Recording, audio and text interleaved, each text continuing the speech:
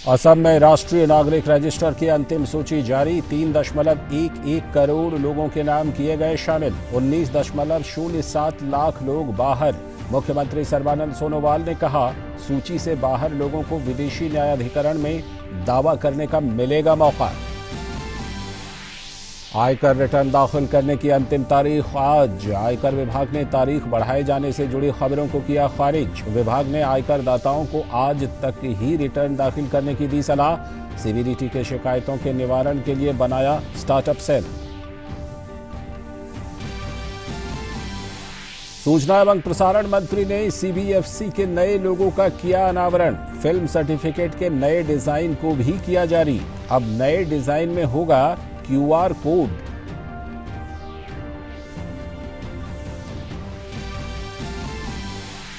चुनाव आयोग कल से शुरू करेगा मतदाता सूचियों में पंजीकृत मतदाताओं की प्रविष्टियों के सत्यापन के लिए अभियान। 1 सितंबर से 15 अक्टूबर तक चलेगा कार्यक्रम। मतदाता ऑनलाइन और ऑफलाइन अपनी प्रविष्टियों का कर सकेंगे सत्यापन। महाराष्ट्र के धुले में केमिकल कंपनी में आग लगने से 12 लोगों की मौत, 58 हुए घायल। सिलेंडर के फटने से हुआ हादसा। पुलिस, आपदा प्रबंधन और अग्निशमन दल राहत और बचाव में जुटे। मुख्यमंत्री देवेंद्र फडणवीस ने मृतकों के परिजनों को 5-5 लाख रुपए मुआवजे का किया ऐलान।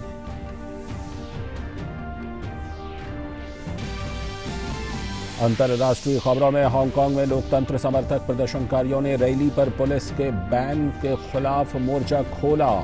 बड़े घटनाक्रम के तहत कई नामी प्रदर्शनकारी और प्रतिनिधि हुए गिरफ्तार।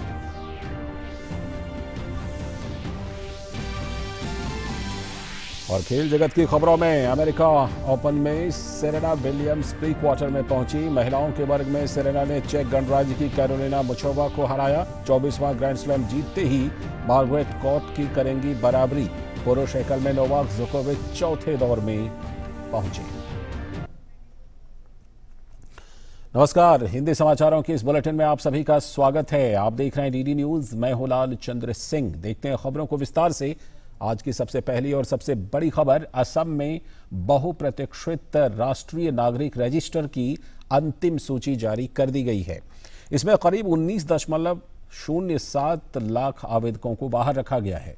एनआरसी के राज्य समन्वयक कार्यालय में एक बयान में कहा गया है कि 3,30,27,661 लोगों ने एनआरसी में शामिल होने के लिए आवेदन दिया था।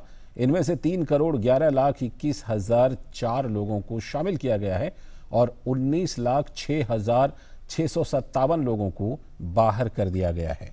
बयान में कहा गया है कि सुबह 10 बजे अंतिम सूची प्रकाशित की गई। शामिल किए गए लोगों की पूरक सूची एनआरसी सेवा केंद्रों, उपायुक्त के कार्यालयों और क्षेत्राधिकारियों के कार्यालयों में उपलब्ध है, जिसे लोग कामकाज के घंटों के दौरान देख सकते हैं।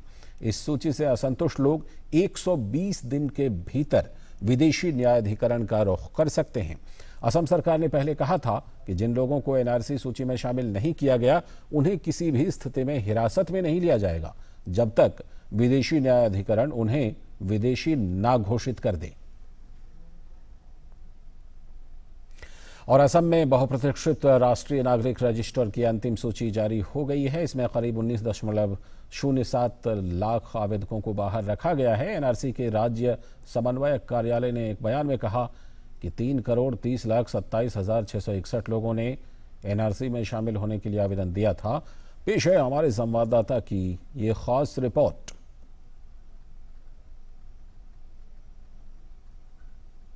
काफी अपेक्षा के बाद असम में राष्ट्रीय नागरिक रजिस्टर एनआरसी के अंतिम सूची आज प्रकाशित की गई है सुबह 10 बजे और उनमें 19,06,000 से अधिक लोगों के नाम वर्जित किए गए हैं, एक्सक्लूड किए गए हैं। लेकिन असम सरकार की तरफ से ये अपील है कि जिन लोगों के नाम लिस्ट में नहीं है उन लोगों को कोई दिक्कत नहीं है, कोई टेंशन नहीं लेना है, क्योंकि उन लोग के लिए काफ़ी सारे लीगल ऑप्शंस है, जहां फॉरेनर्स ट्राइब्यूनल्स है, कोर्ट है, जहां वो लोग अपने पिटीशन फाइल कर सकते हैं, अपने अपील दाखिल कर सकते हैं और उस हिसाब से अपने डॉक्यूमेंट्स शामिल करने के बाद वो लोग अपने नाम फिर से भर्ती कर सकते हैं।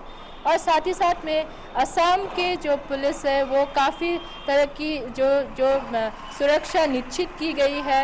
यहाँ आप देख सकते हैं कि हर जगह असम के बॉर्डर्स, फिर ज़िला के हर ज़िला में पुलिस के काफ़ी निगरानी जारी की गई है। और अभी तक जो एक स्टेटमेंट के ज़रिए असम के डीजीपी ने कहा है कि अब तक कोई ऐसा सिचुएशन नहीं आया है, ऐसा कोई अनटोवर्ड इंसिडेंट नहीं हुआ है और अभी तक जो सिचुएशन असम के है वो काफ़ी नॉर्मल और शांतिपूर्ण है। कैमरा पर्सन वारी के साथ Dwina reporting for DD news, Guwahati. जी, तो ये आखिरकार एनआरसी जो है वो सूची जारी हो चुकी है और अभी तक सब कुछ सामान्य है। बढ़ते हैं अगली खबर की तरफ। केंद्रीय सूचना और प्रसारण मंत्री प्रकाश जावड़ेकर ने कहा है कि असम सरकार पहले ही स्पष्ट कर चुकी है कि जिन लोगों के नाम इस राष्ट्रीय नागरिक रजिस्टर में नहीं हैं वो इस बारे में अपील कर सकते हैं। उन्होंने कहा कि किसी को भी इस विषय में परेशान होने की जरूरत नहीं है।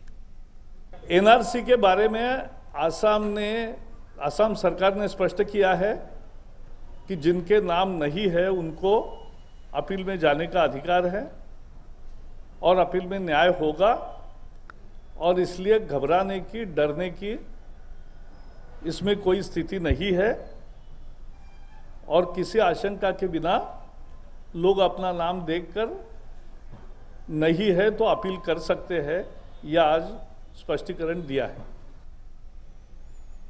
अगली खबर। केंद्रीय गृह मंत्री अमित शाह ने आज नई दिल्ली में सिंगापुर के गृह मंत्री से मुलाकात की। गृह मंत्री अमित शाह और सिंगापुर के गृह मंत्री के षणमुगम के बीच द्विपक्षीय हितों की बातचीत हुई। इस मुलाकात पर गृह मंत्री अमित शाह ने ट्वीट कर लिखा कि सिंगापुर के गृह मंत्री के षणमुगम के साथ मुलाकात काफ़ी अच्छी रही। उनके साथ साझा हितों के कई मामलों पर चर्चा हुई। भारत के प्रधानमंत्री नरेंद्र मोदी के नेतृत्व में भारत सिंगापुर की इस मित्रता को और भी प्रगाढ़ बनाएगा। असम के शिवसागर में एनआरसी जारी होने के बाद किसी भी अप्रिय घटना की सूचना नहीं है। उपायुक्त एस लक्ष्मणन ने बताया कि अभी तक माहौल पूरी तरह से शांतिपूर्ण है।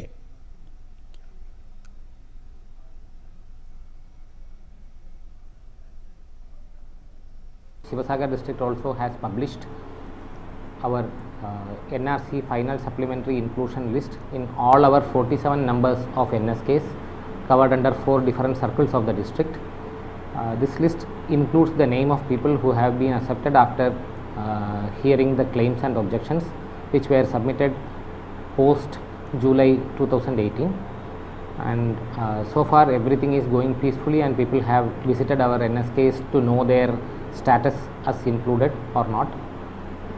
We have arranged all kind of security as well as basic amenities to the public who are visiting the NSKs, and we believe that all the things will go very smoothly and peacefully throughout the district. रुख करते हैं दूसरी बड़ी खबर का। केंद्रीय सूचना एवं प्रसारण मंत्री प्रकाश जावड़ेकर ने मुंबई में सीबीएफसी के नए लोगो और सर्टिफिकेट के नए डिजाइन का अनावरण किया। प्रमाणन सर्टिफिकेट क्यूआर कोड से लैस होगा।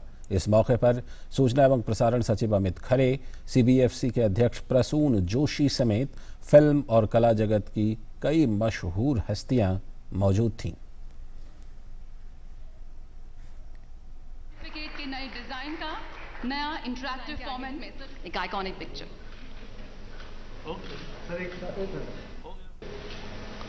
अब फिल्म के सर्टिफिकेशन में भी लोगो ये रहेगा क्यूआर कोड, तो क्यूआर कोड ने हमारी जिंदगी पूरी अब व्याप्त की है।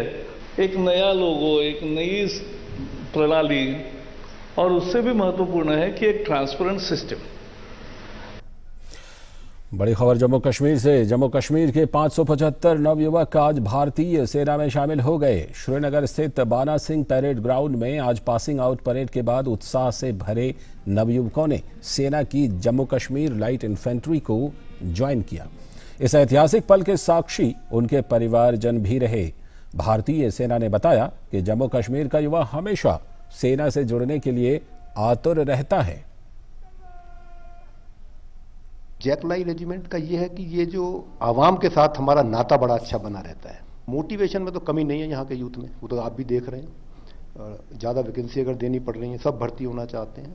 और जैसा जितने भी मैंने माता पिताओं से, भाई बहनों से अभी थोड़ा बहुत जो इंटरेक्शन की है, सब खुशी से आ रहे हैं। ऐसा नहीं है कि रोजी रोटी नहीं मिल रही तो आ रहे हैं, ऐसा नहीं है। देश के लिए जज्बा भी है, और जब देश की आप सेवा करेंगे तो देश आपकी सेवा करेगा। वहीं भारतीय सेना में शामिल जवानों ने कहा कि सेना के जरिए देश सेवा करना उनके लिए गर्व की बात है। मुझे बहुत खुशी हो रही है कि मैंने इंडियन आर्मी ज्वाइन की। यहाँ पे आके मुझे और मेरे पेरेंट्स को बहुत गर्व फील हो रहा है, और यहाँ पे हमें बहुत कुछ सीखने को मिलता है, जैसे स्पोर्ट्स से रिलेटेड। उसके बाद हमारा मेंटली फिजिकल बनाते हैं, मेंटली प्रिपेयर करते हैं हमें आगे के लिए। इसमें हमें हर एक तरीके का मतलब स्टडीज़ पढ़ने को मिलती हैं, हर एक तरीके से। मैथ्स हो गया, साइंस हो गया, OIM हो गया, मोटिवेशन हो गया। यहाँ पे इंस्ट्रक्टर जो हैं वो बहुत ही अच्छे तरीके से हर चीज़ सिखाते हैं, और जो JCO साहिबान से और अफसर साहिबान से वो हमें हर चीज़ अच्छे तरीके से, बारीकी तरीके से सिखाती हैं। खुशी तो बड़ी हुई है कि हम अपनी ट्रेनिंग अच्छे से मेहनत से ख़त्म कर ली है। अब अपनी पलटन में जाएंगे, वो अपना ईमानदारी से और वफादारी से देश के साथ काम करेंगे, अपनी पलटन के साथ, अपने रेजिमेंट के वफादार रहेंगे। और कश्मीर के साथ साथ लद्दाख में भी 207 युवकों को लद्दाख स्काउट रेजिमेंट में औपचारिक रूप से शामिल कर लिया गया। पासिंग आउट परेड की सलामी जम्मू कश्मीर और लद्दाख स्काउट के commanding officer general YK Joshi ने ली। पासिंग आउट में युवाओं ने देश रक्षा की शपथ ली। लेफ्टिनेंट जनरल YK जोशी ने कहा कि युवा सैनिक राष्ट्र के संप्रभुता को अक्षुण्ण बनाए रखने के साथ ही भारतीय सेना के सभी कर्तव्यों को भली भांति निभाएंगे।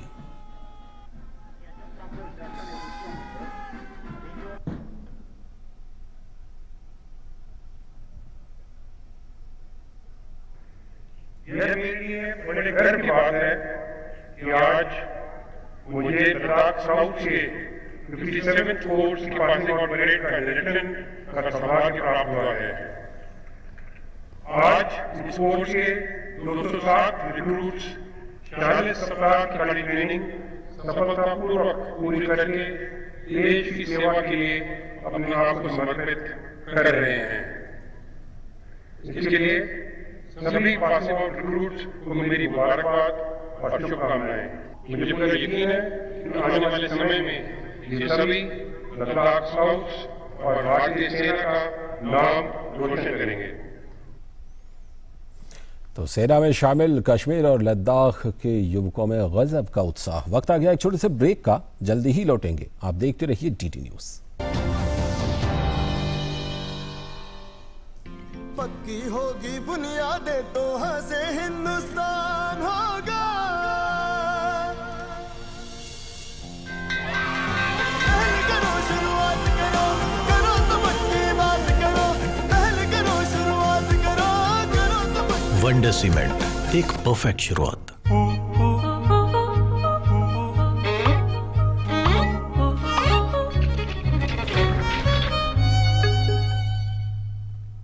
भैया 2 कोल्ड ड्रिंक देना। 30 रुपए दे दो। पर MRP के हिसाब से तो सिर्फ 24 रुपए हुए। MRP को छोड़ो, ठंडा करने के लिए बर्फ भी तो लगता है। पर आप MRP से ज्यादा नहीं ले सकते, ये गलत है। जी हाँ, MRP जानना हर ग्राहक का हक है। अगर कोई दुकानदार MRP से अधिक डिमांड करे तो उसके खिलाफ अपने राज्य के विधिक माप विज्ञान विभाग में शिकायत करें। आप नेशनल कंज्यूमर हेल्पलाइन की भी मदद ले सकते हैं। जागो ग्राहक जागो। अरे मैडम, लगता है आपको अपनी धरती से प्यार नहीं है। ये क्या कह रहे हैं आप? मैं नहीं कह रहा हूँ, ये कह रहा है। हमारा रोजी रोटी इस दरिया से चलती है, पर आज प्लास्टिक के कचरे में समुद्र घुट घुट के मर रहा है। प्लास्टिक को पूरी तरह नष्ट होने में कई 100 साल लगते हैं। अगर आप प्लास्टिक कम यूज करो ना, तो हमारे और इन जीवों के जीवन में थोड़ा खुशी आएगा। हाथ जोड़ने विनती है, रिक्वेस्ट है आपसे। समझ गई मैडम। अगर आप प्लास्टिक रीयूज नहीं कर सकती तो उसे रिफ्यूज कीजिए और ये थैला यूज कीजिए। खादी का है। Thank you sir. आज से नो प्लास्टिक बैग। वाह, क्या बात है। चलिए, एक और जुड़ गया ग्रीन गुड डीड्स अभियान से। हम सबको भी करनी है हर दिन ग्रीन गुड डीड्स, यानी कुछ हरे भरे काम अपनी धरती के नाम। भैया 2 कोल्ड ड्रिंक देना। 30 रुपए दे दो। पर एमआरपी के हिसाब से तो सिर्फ 24 रुपए हुए। एमआरपी को छोड़ो, ठंडा करने के लिए बर्फ भी तो लगता है। पर आप एमआरपी से ज्यादा नहीं ले सकते, ये गलत है। जी हाँ, एमआरपी जानना हर ग्राहक का हक है। अगर कोई दुकानदार एमआरपी से अधिक डिमांड करे तो उसके खिलाफ अपने राज्य के विधिक माप विज्ञान विभाग में शिकायत करें। आप नेशनल कंज्यूमर हेल्पलाइन की भी मदद ले सकते हैं। जागो ग्राहक जागो। ब्रेक के बाद एक बार फिर से आपका स्वागत है। आगे की खबरों में वित्त सचिव राजीव कुमार ने बैंकों के आपस में विलय पर कहा है कि सरकार का लक्ष्य बैंकिंग क्षेत्र में लगातार सुधार करते रहना है। इसी के मद्देनजर नए सुधारों की प्रक्रिया शुरू की गई है। दरअसल सरकार ने आर्थिक सुस्ती दूर करने और देश में विश्व स्तरीय बैंक बनाने की दिशा में बड़ी पहल करते हुए शुक्रवार को सार्वजनिक क्षेत्र के 10 बैंकों का विलय कर 4 बड़े बैंक बनाने की घोषणा की थी। जो मर्जर सरकार ने अनाउंस किया है, जो वित्त मंत्री जी ने अनाउंस किया है, उसकी बहुत सारी अवधारणाएं हैं। पहली ये है कि जो बैंकिंग सिस्टम में पहले जो भी हुआ वो ना हो, तो इसलिए बहुत सारे रिफॉर्म्स किए गए जिसको प्रेजेंटेशन में दिखाया गया। उनको आगे से वो दिक्कतें ना आएँ और वो जो भी गड़बड़ी हुई वो ना हो। पहला तो नियम ये था। दूसरा ये था कि आपको जब 5 ट्रिलियन इकोनॉमी की तरफ जाना है और जब देश एक एस्पिरेशनल कंट्री की तरफ जा रहा है तो आपको ऐसी बैंकिंग व्यवस्था चाहिए जो आपको ऊपर ले जा सके और बहुत ही रोबस्ट हो, बहुत ही प्रभावशाली हो और बहुत ही क्लीन हो। इसके साथ ही वित्त सचिव ने कहा कि ये सुधार ग्राहकों के लिए काफी फायदेमंद होंगे, साथ ही बैंकों को भी लाभ मिलेगा। बैंकों के आपस में विलय से खर्च में कमी आएगी। नए विलय की घोषणा के मुताबिक यूनाइटेड बैंक ऑफ इंडिया और ओरिएंटल बैंक ऑफ कॉमर्स का पंजाब नेशनल बैंक में विलय किया जाएगा। इस विलय के बाद पीएनबी भारतीय स्टेट बैंक के बाद दूसरा सबसे बड़ा बैंक बन जाएगा। सिंडिकेट बैंक का केनरा बैंक में, जबकि आंध्रा बैंक और कॉरपोरेशन बैंक का यूनियन बैंक ऑफ इंडिया में विलय होगा। वहीं इलाहाबाद बैंक का विलय इंडियन बैंक में करने की घोषणा की गई है। ये जो 27 बैंक थे 2017 में घट के 12 रह गए। अब 12 में से 6 इतने बड़े हो गए कि वो अपने इन्वेस्टमेंट कर पाएंगे, वो अपनी सुविधाएं ज़्यादा दे पाएंगे क्योंकि उनके पास अब पैसा मिलने के बाद ज़्यादा होगा। उनके जो एक्सपेंडिचर हैं उसमें बहुत भारी कटौती होगी।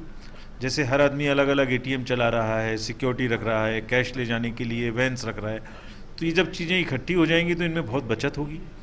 उसके बाद में जो कस्टमर्स हैं उसको बहुत सुविधा इसकी बढ़ने वाली है। जैसे मैं कह सकता हूँ कस्टमर अब बोलेगा मेरा बड़ा बैंक। अगली खबर, आजादी की 73वीं वर्षगांठ पर लाल किले की प्राचीर से देश को संबोधित करते हुए प्रधानमंत्री नरेंद्र मोदी ने पॉलीथीन से बढ़ते प्रदूषण पर चिंता जताई थी। इसी क्रम में केंद्रीय पशुपालन और डेयरी मंत्रालय ने दुग्ध पैकिंग में उपयोग होने वाली पॉलीथीन से पर्यावरण के नुकसान को रोकने के लिए इसे उपभोक्ताओं से वापस एकत्रित करने की पहल शुरू की है। साथ ही उपभोक्ताओं को इसके बदले दूध की कीमत में रियायत देने जैसी व्यवस्था करने पर जोर दिया गया है। मंत्रालय द्वारा इसके लिए राष्ट्रीय स्तर पर जन जागरूकता अभियान भी चलाने और मेगा कैंपेन आयोजित करने की योजना पर केंद्रीय पशुपालन एवं डेयरी मंत्रालय के सचिव अतुल चतुर्वेदी से बात की हमारे संवाददाता ओपी यादव ने।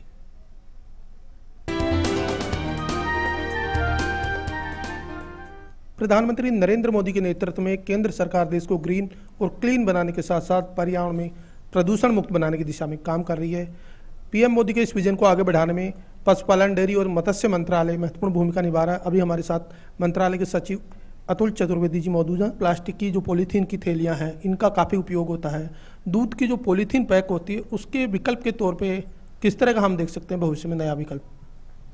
देखिए, जो प्रधानमंत्री ने अभी 15 अगस्त को लाल किले से जो विज़न दिया, जिसमें उन्होंने कहा कि हम लोग 2 अक्टूबर से प्रण लें कि किस तरह से प्लास्टिक जो सिंगल यूज़ है उसको ना यूज़ करने का प्रण बनाएं, उसके लिए एक अभियान चलाएं। तो उस अभियान की और एक हम लोगों ने एक कदम यहाँ पे रखा है। जो डेयरी यूनियंस जितनी भी हैं और जो डेयरी प्रोड्यूसर्स हैं उनको बुला के उनके साथ मैंने मीटिंग करी। उस मीटिंग में मैंने उनको एक सुझाव दिया है। वो ये कहा है कि आप लोग जो मिल्क पाउचेस जो बेचते हैं बड़े बड़े शहरों में, हमारी नालियों को चोक कर रहे हैं, हमारे वातावरण को प्रदूषित कर रहे हैं, उसको ख़त्म करने के लिए वो जो पाउचेस बेचते हैं वो कस्टमर को बोलें कि अगले दिन अगर आप पाउच लेके वापस आएंगे हमारे पास तो आपको जो दूध का दाम है उसमें आपको कुछ रियायत दी जाएगी, कुछ रिबेट दिया जाएगा। उसमें ये ज़रूरी है कि उस रिबेट को कस्टमर को बताया जाए, उसको अवेयरनेस करी जाए कि साहब इस तरह से अगर आप करोगे तो आपको भी रिबेट मिलेगा। और जिस तरह से दूध की कंपनियां दूध कलेक्ट करके प्रोसेस करके कस्टमर के दरवाजे तक पहुंचाती हैं या अपने बूथ तक लेके आती हैं, वहां से कस्टमर लेके जाता है, उसी तरह से प्लास्टिक को भी कलेक्ट करने का सिस्टम बनाया जा सकता है। हम किसी तरह से ऐसा एक बिजनेस मॉडल बनाएं जिसमें कि वो अगर उसको किसी को 2 लीटर या 3 लीटर खरीदना है तो अगर वो आधे लीटर की थैली खरीदे तो उसको ज़्यादा दाम देने पड़ेंगे, अगर वो 1-1 लीटर की थैली खरीदे तो उसे कम दाम देने पड़ेंगे। उससे प्लास्टिक की जो थैलियाँ ज़्यादा से ज़्यादा व्यवहार हो रही हैं, कस्टमर के दरवाजे तक जा रही हैं, वो भी कम जाएंगी उससे। इस तरह के मसले में अगर हम जन कैंपेन शुरू करें तो किस तरह अवेयरनेस आगे भविष्य में हम देख सकते हैं सर, घरों से लेकर जो कोऑपरेटिव इंडस्ट्री जो वहाँ तक? तो ये एक बार जब बड़ी बड़ी डेयरी कंपनियां तय कर लेंगी कि हम इस तरह का एक प्रोग्राम चलाएंगे तो उसके बाद उन सब के सहयोग से एक नेशनल लेवल पे एक मिशन मोड में कैंपेन चलानी पड़ेगी, जिसमें कि हम लोग ये सब लोगों को जागरूकता लाने में कोशिश करेंगे कि आप लोग दूध की थैलियाँ वापस लेके आइए, उससे वातावरण भी प्रदूषित कम होगा, आपको पैसे भी कम देने पड़ेंगे दूध के। तो ये पशुपालन, डेयरी एवं मत्स्य पालन मंत्रालय के सचिव अतुल चतुर्वेदी जी, जिनका मानना कि देश को ग्रीन और क्लीन बनाने के साथ साथ पर्यावरण प्रदूषण से मुक्त बनाने के लिए उनका मंत्रालय न केवल लगातार काम कर रहा है बल्कि जमीनी स्तर पर नई नई नीतियां और योजनाएं बनाकर डेयरी फेडरेशन के माध्यम से इनको इम्प्लीमेंट करने का काम भी कर रहा है। मेरे सहयोगी एसपी दुबे के साथ में OP Yadav, DD news, Delhi. अगली खबर, चुनाव आयोग मतदाताओं को मतदाता सूची में नाम सुनिश्चित करने के लिए मतदाता निर्वाचन सत्यापन कार्यक्रम शुरू करने जा रहा है। ये कार्यक्रम 1 सितंबर से लेकर 15 अक्टूबर तक चलेगा। अब मतदाता सूची में अपना और अपने परिवार का नाम देखने और उसमें सुधार करने के लिए चुनाव आयोग मतदाताओं को अपने आप जांचने और सुधार करने का कार्यक्रम शुरू कर रहा है। 1 सितंबर से 15 अक्टूबर तक चलने वाले इस कार्यक्रम में मतदाता ऑनलाइन और ऑफलाइन दोनों तरीकों से इस प्रक्रिया में भाग ले सकेंगे, जिसमें चुनाव आयोग के पोर्टल और सीएससी की मदद ली जा सकेगी। अकाउंट क्रिएट करने के बाद आप खुद का जो आपकी वोटर लिस्ट में एंट्री है उसको आप वेरीफाई करिए और ऑथेंटिकेट करने के लिए एक आईडी अपलोड कर दीजिए। और आपके जितने भी फैमिली मेंबर वहाँ रह रहे हैं जो कि वोटर हैं उनके भी इसी तरीके से वेरीफाई करिए और अपलोड कर दीजिए। तो उससे क्या होगा कि हर वोटर ने अपना वेरीफाई कर दिया, फैमिली की टैगिंग हो जाएगी, जितने भी उस फैमिली में उस घर में लोग रह रहे हैं वोटर हैं उनके सबके नाम एक जगह आ जाएंगे। और फ्यूचर में आपको electoral services, improved electoral services मिलेंगी। 1 सितंबर को देश भर में करीब 10 लाख केंद्रों से इस अभियान की शुरुआत की जाएगी। 15 अक्टूबर के बाद चुनाव आयोग के कर्मी इस पूरी प्रक्रिया का सत्यापन करेंगे और 1 जनवरी तक इसे समाप्त करेंगे। बाद में चुनाव आयोग अंतिम मतदाता सूची को जारी करेगा। चुनाव आयोग का मकसद इस कवायद के जरिए एक पारदर्शी और स्पष्ट मतदाता सूची तैयार करना है। Rishi Kumar, DD news, Delhi. और अब एक हादसे की खबर, महाराष्ट्र के धुले जिले में एक रसायन फैक्ट्री में आज सुबह कई सिलेंडर फटने से करीब 12 लोगों की मौत हो गई, जबकि 58 लोग घायल हो गए। शिरपुर तालुका के वाघदी गांव स्थित फैक्ट्री में करीब 100 मजदूर घटना के वक्त मौजूद थे। हादसा सुबह करीब 9:45 बजे हुआ। मुख्यमंत्री देवेंद्र फडणवीस ने घटना पर दुख व्यक्त किया है।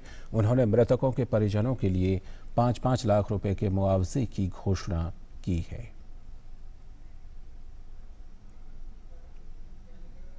और केंद्रीय गृह मंत्री अमित शाह ने धुले में एक रसायन फैक्ट्री में हादसे में मारे गए लोगों के प्रति गहरी संवेदना व्यक्त की है। एक ट्वीट में उन्होंने कहा, महाराष्ट्र के धुले में एक रसायन फैक्ट्री में हुए धमाके के कारण हुई मौतों से बहुत व्यथित हूं। मैंने महाराष्ट्र के मुख्यमंत्री देवेंद्र फडणवीस से बात की है। राज्य सरकार पीड़ित लोगों और परिवारों को हर संभव मदद मुहैया करा रही है। पीड़ित परिवारों के प्रति मेरी संवेदनाएं, मेरी कामना है कि घायल जल्द से जल्द ठीक हो जाएं। ब्रसेल्स के दौरे पर गए भारतीय विदेश मंत्री एस जयशंकर ने बेल्जियम के उप प्रधानमंत्री डिडियर रेंडर्स से मुलाकात की। इस मुलाकात के दौरान दोनों देशों के बीच द्विपक्षीय संबंधों को प्रगाढ़ बनाने पर चर्चा हुई और इस दौरान विदेश मंत्री एस जयशंकर ने अपने यूरोपीय संघ के समकक्ष फेडरिका मोघेरिनी से भी मुलाकात की। मुलाकात के दौरान अफगानिस्तान में भारत और यूरोपीय संघ के सहयोग और मौजूदा स्थिति से जुड़े सभी पहलुओं पर चर्चा की गई। बातचीत के दौरान भारत ने स्पष्ट किया कि अच्छे और सामान्य संबंधों को बनाए रखने के लिए पड़ोसी देश पाकिस्तान को आतंक और हिंसा का रास्ता छोड़ना पड़ेगा।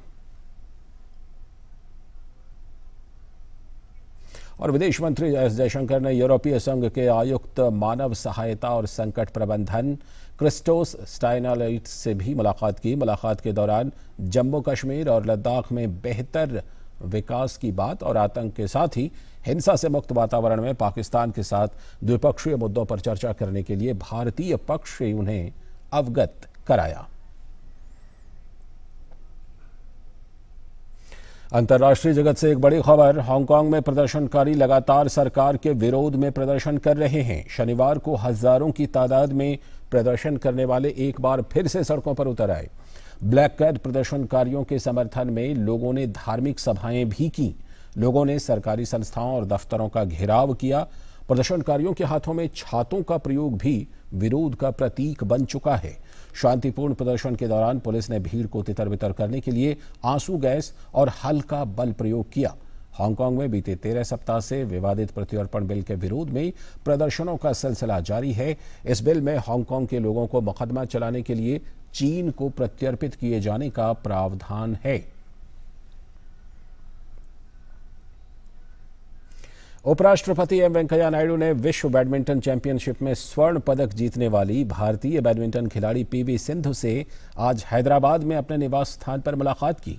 इस मुलाकात के दौरान उपराष्ट्रपति ने सिंधु की उपलब्धि पर खुशी जताई और सिंधु को शुभकामना दी। सिंधु ने हाल ही में स्विट्जरलैंड में आयोजित हुई विश्व बैडमिंटन चैंपियनशिप के फाइनल में जापान की नोजोमी ओकुहारा को शिकस्त देकर स्वर्ण पदक हासिल किया था। विश्व चैंपियनशिप में स्वर्ण पदक जीतने वाले सिंधु पहली भारतीय बैडमिंटन खिलाड़ी हैं। I am extremely happy to receive Sindhu and her parents after her successful winning the first gold medal. I would like to congratulate her for this historic win, and she is a pride of our nation, and she is a great inspiration for the budding sportsmen and women across the country. और इसी के साथ हिंदी समाचारों के इस bulletin में फिलहाल के लिए इतना ही। अनुमति दीजिए। नमस्कार।